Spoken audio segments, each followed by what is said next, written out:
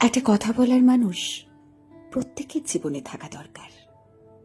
কত মানুষ আছে যারা দুটো কথা বলতে চায় শুধু, অথচ তাদের কাছে এমন একটা মানুষ নেই যার কাছে গিয়ে তারা বলতে পারে মনের ভেতরে কি কি জমে আছে, কত কত পরিমাণে জমে আছে। তারা তারা হন্যে হয়ে একটা মানুষ খোঁজে, ছটপট করে এমন একজনের জন্য যার সাথে সে দুটো কথা বলতে পারবে শুধু, আর কিচ্ছু না। যে কেবল মন দিয়ে শুনবে তার তিত্তিরে অনুভূতির প্রবাহ বয়ে যাওয়ার আওয়াজ।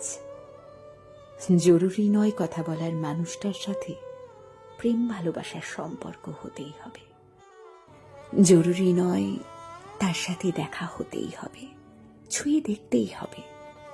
সম্পর্কের কোনো কোনো নাম না হলেও চলবে। হয়তো সে বয়সে অনেক ছোট, হয়তো বা অনেক বড়, হয়তো সে ঠিক চেনাও নয়, হয়তো বিপরীত লিঙ্গের, বা হয়তো একই লিঙ্গের, হয়তো জানিও না কি ঠিকানা, কি করে। বহুদিন ধরে কথা জমে থাকলে একাকিত্বের দৈত্য বাসা বাঁধে মানুষের ভেতরে।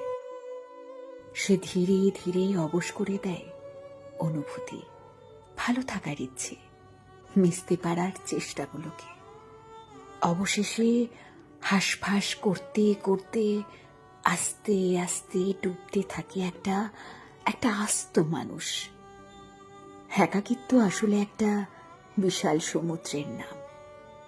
সেই সমুদ্রে যে মানুষটা ক্রমাগত ডুবতে থাকে, তার কাছে একটা কথা বলার মানুষ পাশ থেকে ভেসে যাওয়া জাহাজের মতো।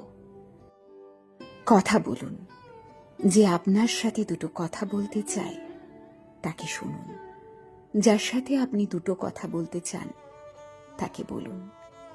পৃথিবীর প্রত্যেকটা মানুষের কাছে অন্তত একটা করে কথা বলার মানুষ থাকলে দুঃখ এতটা ছোঁয়াচে হতো না।